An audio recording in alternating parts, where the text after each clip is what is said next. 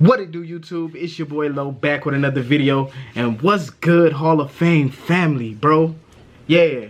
But today, man, we got a reaction coming for y'all straight out of it. Top 10 badass characters and introductions in anime. Now, I know I've been going for a while, man. I've been really just trying to get better at my craft and get good at this stuff and bring y'all some good videos and let you guys know how we doing out here. That's when I came up with the Hall of Fame family. I felt like that just popped.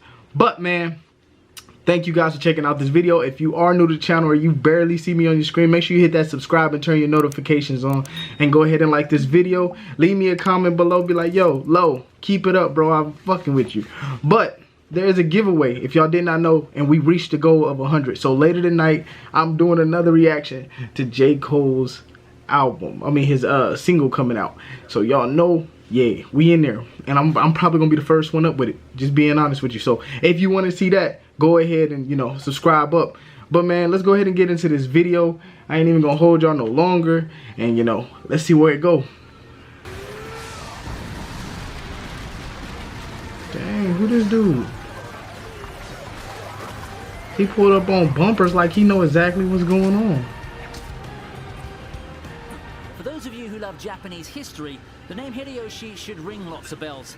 One of the most legendary figures in the Sengoku era, just a tier below Nobunaga, deserves nothing less than a grand debut. Thankfully, Sengoku Basara gives him just that. Damn. This is one of the surprisingly badass introductions in anime. Standing atop a hill with practically Bro, how tall is this dude? He bravely stares down armies out for blood. Then the arrows come, and he reflects them with nothing but his outstretched fists.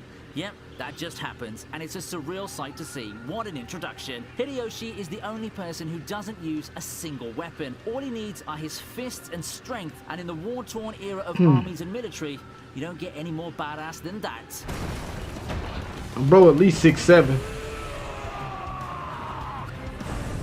Dang, he made the sun pop out like that?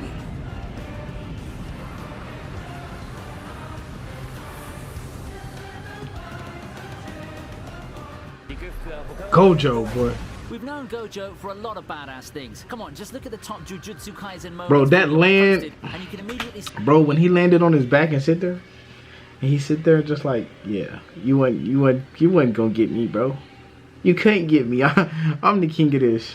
See how many of those involve this badass mentor being awesome and filling us with awe. However, while it was his fight with Jogo that made the internet explode, he didn't have the shabbiest of introductions either. Right off the bat, we see him being his whimsical self. Whoop, You'd expect whoop. anyone Come to here, go boy. all out Bing, in that fight take against that. and aggressively attacking Yuji, but Gojo just toys with Bing, him throughout. boy. You know, a character is badass when he can just playfully toy with an opponent out to kill him. Surely a preview of things to come when he finally decides to be serious against the other curses. Boy, Gojo is bad, man.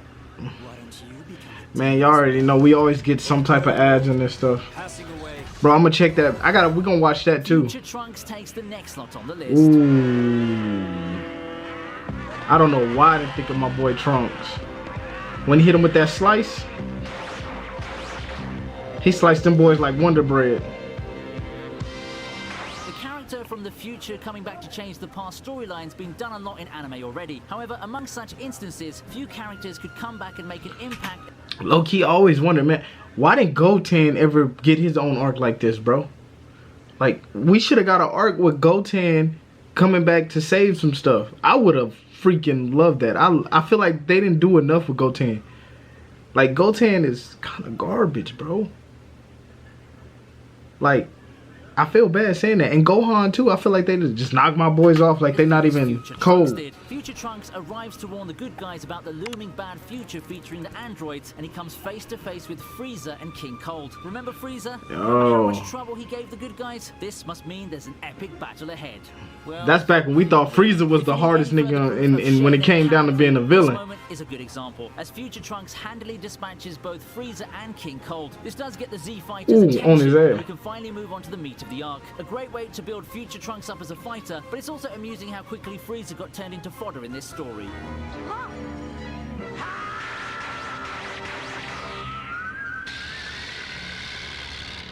Next up, we have Levi's introduction in the first season of Attack on Titan. Necklace. Boy, he the coldest spinning top out there, boy. I swear to God. How many highlights Levi has, it can be easy to forget where it all began. So here, let me give you a refresher course on the epic introduction that he had way back. Like a blade that rends despair, Levi comes in from the sides and showcases some top-tier Titan slaying action, the first of many that he'd commit to in the series. I think that what makes this moment so cool is the music. It just works so well having it blare while he slowly analyzes and breaks down the invading Titans with his team. Hanji joins in on the party too, but we all know who the main star of the moment is now, don't we? Spinning through the air and finishing the last Titan with an air of cool ruthlessness, Levi shows us how you introduce humanity's strongest soldier.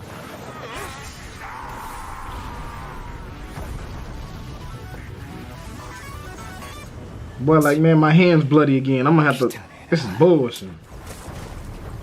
Let's see what we got here. Yo. Well, I feel like no, I haven't seen this. Never mind. I'm about to tell a lie. What is this?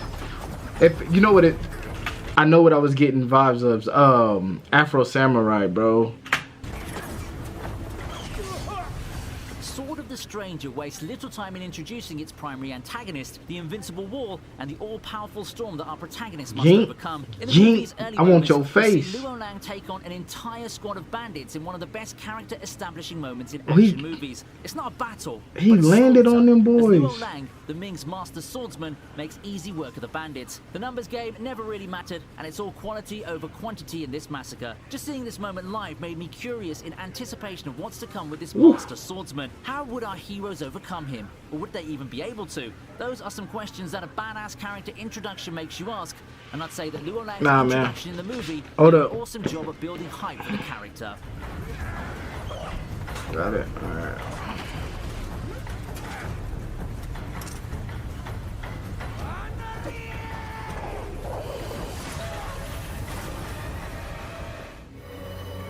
Oh yeah. Bro, it's a lot of... We follow that with another villain appearance, this time by Utsuro. Just when you thought that the trouble had ended, a masked villain makes his unwelcome appearance. For the characters, what seemed at first to be masked dazzling all three of them with excellent swordsmanship and unparalleled power. A 3-on-1 should be fine for our heroes, right? Wrong. Mask Guy proceeds to easily defeat Nobume, Sogo, and Kagura. Oh, I thought he landed on his forehead. Gintoki, and only to reveal Shoyo's face. More questions pile on as Gintoki breaks down. Gintoki. That's a cold name. More intrigue to what's already been a very gripping story. You know Utsuro means business from this appearance alone. Low key, now that I think about this, I know what #1 is gonna be. Bro, I promise you, it's Madara. When Madara showed up, the world stood still. I remember that day the first time I watched it, bro. But let me just, if it's Madara's not 1, he's gonna be 2. He's got to be 2. Yeah.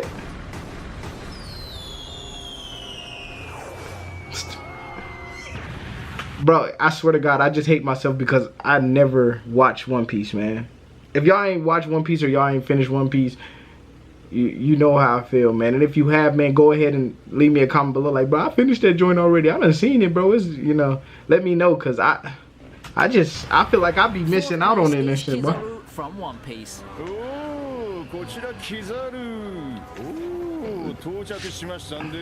You don't put that suit away. Talk about a grand entrance.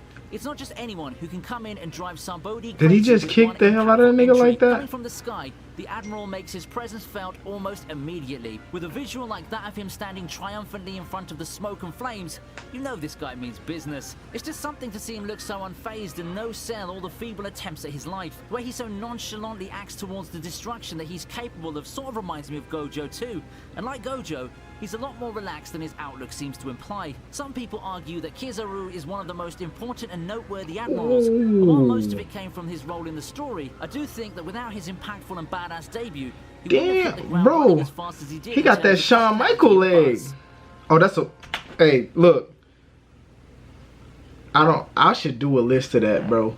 If y'all want me to do a list of that, comment below, bro. I want to see a list. I should do a list of top 10 anime characters that ain't black that should be black. That's a black man right there. You can try to make him look white all you want. That's a black man. One of the greatest and most powerful members of the 7 Deadly Sins certainly owes his reputation to his impactful first appearance. Yeah.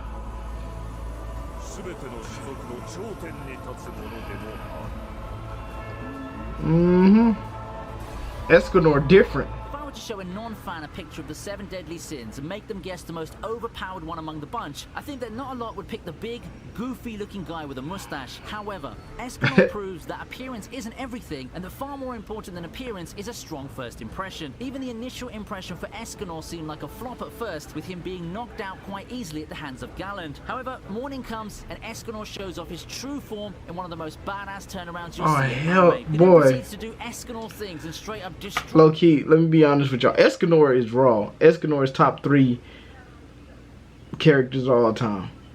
Like, his character's too OP, bro. And I know y'all gonna say, well, he'll lose to these dudes, man. I'm talking about on my list. So if you don't like my list, you know, that's alright. That's cool. We can agree to disagree. Escanor top 5, bro. There's no way this man is like, bruh, top 5 for sure. In one hit. Talk about a strong first impression that quite literally came out of nowhere, right? And they gonna hit us with another ad. Behind every great I know. Is a winning script. I do my own editing, so yeah. L.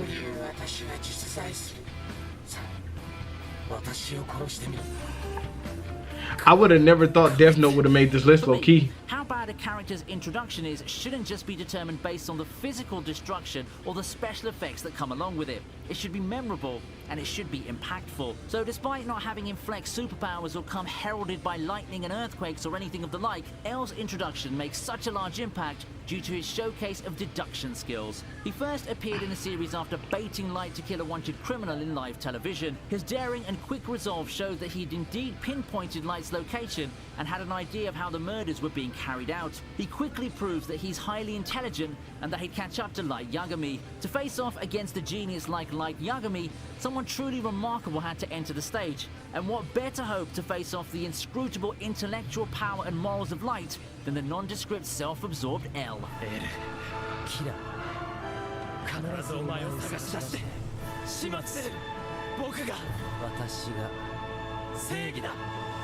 Damn.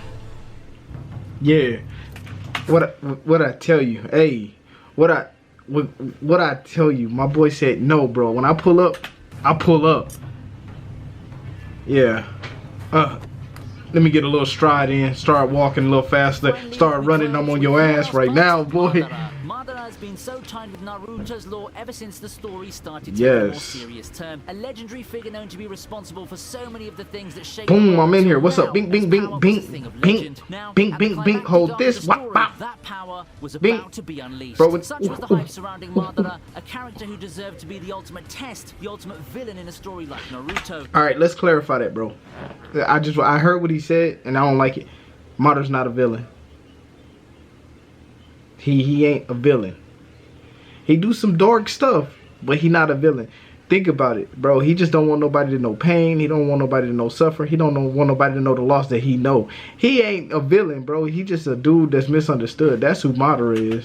Considering the hype surrounding him and how relevant he is, and he'll do anything to get it, you know. His introduction is the least of the requirements, and Kishimoto simply hit a home run with his introduction. I know one-man army entrances are a dime a dozen in the world of anime, but seeing Madara live up to the hype was just a thing for me. And the good thing about this is that the momentum from such an amazing debut carried over into his subsequent battles, with him just being unstoppable. Heck, Madara himself became too powerful for his own good, so he had to be written out. So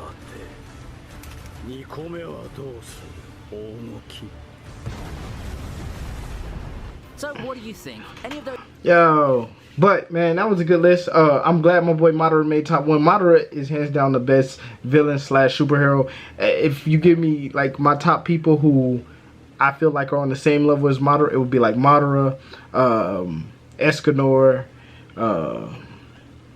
Eric Killmonger. That's my boy. But man, I did like this, man. If you guys go ahead and subscribe to the channel, turn your notification on, because that giveaway is coming out tonight, bro. And I need y'all to be ready for that, because it's gonna be somebody gonna get that money. So let's get into it. Thank you guys for checking out this video. Loa's out. Peace.